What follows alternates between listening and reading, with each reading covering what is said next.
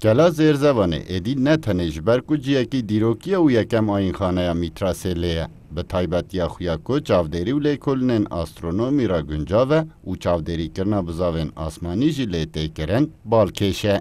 Îsal yekem car çalakiya çavdêrîkirina asîman li Diyarbekirê hat darxistin ku her sal ew çalakî li Antalyayê de hat kirin. Bu gibi cihazların özellikle gözlem evlerinde bilimsel amaçlı kullanılacak. Erdem Aytekin pisporekî fîzik û astronomiyê û çalakiyên çavdêriya asmaniyên li Tirkiyeyê de her sal peywîrdar e. Balê dikşîne ku beriya çavdêrîkirina bizavên asmanî pêwîst e ku mirov asîman nas bike. Kîjan stêrk û gerstêrk li ku derê ne da ku bizane li çi temaşe dike. Böyle gözlem şenlikleri Çalakiyên çavdêriya asîmanî gelek balê dikişînin û her sal vê çalakiya hanê li Antalyayê de hat kirin.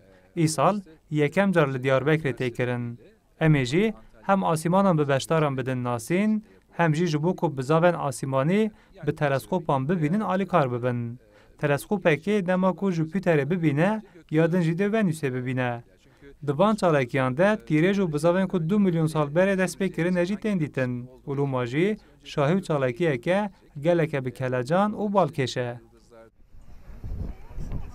Yekem çalakiya çavdêriya asîmanî ya li Keleya Zêrzevanê bi beşdariya Wezîrê Pişesazî û Teknolojiyê Tirkiyeyê Mustafa Varank û Parêzgarê Diyarbekirê Munîr Karaloğlu dest pê kir.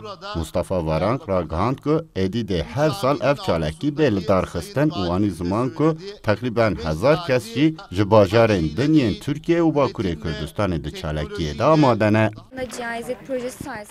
Melike Süleymanoğlu jî ji bajarê Dîlokê û yekem carek ku hatiye Diyarbekirê û Zêrzivanê. Melike bi heyranî û pesindarî behsa vê serdana xwe kir û anî ziman ku Zêrzivan taybetmendiyên xwe yên cudareng bi mirovan dide hêst kirin. Öyle bir ambiyansı var ki ilk geldiğinde. Ambiyanseke wisa li wir heye ku bi mirov ji rêçên dîrokî û mîstîk hêstan dide hêst kirin. Çalakiya çavdêriya asmanî jî kelecaneke din e. Ji zeroketiya xwe ve meraka astronomî û asman dikim. Peydabûyîna derfetên wiha ku em hem di derheqê asman û stêrkgerî de fêrî agahiyan bibin û hem jî wan bibînin gelek girîng e. Bi saya derfetên wiha em ciwanên ku meraka me heye dikarin xwe baştir di beşên cuda de bigihînin û bi pêş bixin. Yekem çalakiya çavdêriya asîman li Keleya Zêrzivanê dê navbera di 2 û 4 tebaxê de berdewam be û hat ragihandin ku dê êdî her sal jî ev çalakî li Zêrzivanê bê darxistin.